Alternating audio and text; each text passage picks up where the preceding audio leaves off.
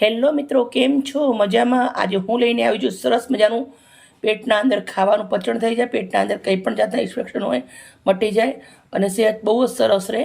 તો આજે બનાવવાનું છે આપણે દેશી કાકડીનું રાયતું, એકદમ સુપર અને સાથે ટેસ્ટી હશે. જે મસાલો નાખીશ તમારા જોડે વિડીયો પૂરો શેર કરી. અમારો વિડીયો સારું લાગે તો પ્લીઝ અમને લાઈક કરજો. મેં સૌથી પહેલાં કાકડી લઈ લીધી છે, એક કાકડીના 2 ટુકડા કરી દીધા છે. મસ્ત દેશી કાકડી છે. લીલા મરચાં તમારે લીધા છે, થોડા 4 નંગ એટલા, અને સાથે ધાણા લીધા છે લીલા. 1 વાટકી દહીં લીધું છે. કયા મસાલા નાખું છું વિડીયો પૂરો શેર કરું છું. બનાવવાની રીત ચાલુ કરીએ. કાકડી મેં ધોઈ નાખી હતી અને ચાખી લીધી હતી, કડવી નથી ને એમ. અને આપણે આવી રીતના છિલકા સુધી જ લેવાની છે અને આવી રીતે છીણી નાખશું.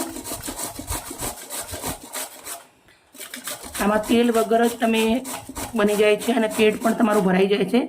જે શરીર ઉતારવાની કોશિશ કરતા એમના માટે બહુ જ સરસ રહેશે. આવી રીતના આપણે બધું જ લચ્છા પડતું છીણ રેડી કરવાનું છે.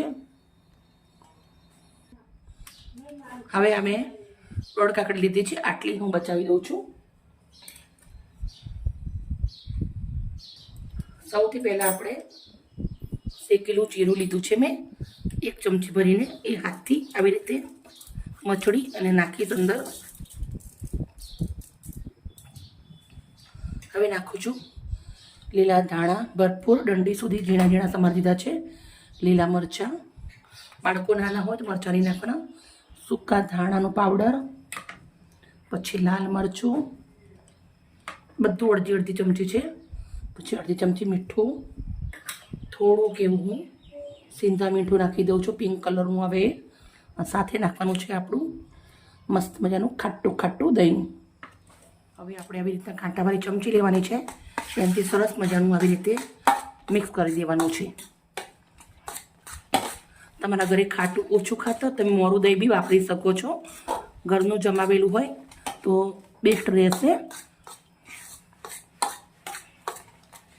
સરસ મજાનું આવી રીતે આપણે મિક્સ કરી દઈશું.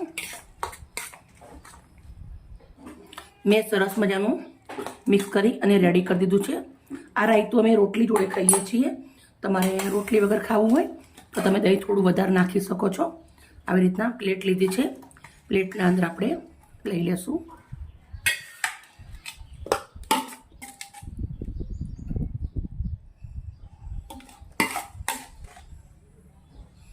એકદમ ઓછા ટાઈમમાં બની અને રેડી થઈ જાય છે.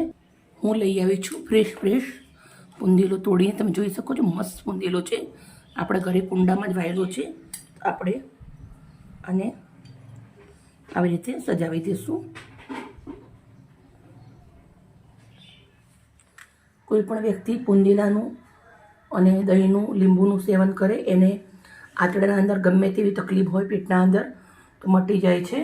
મિત્રો, અમારી વિડીયો, અમારી મહેનત સારી લાગી હોય તો પ્લીઝ અમને લાઈક કરજો, દોસ્તોના અંદર શેર કરજો.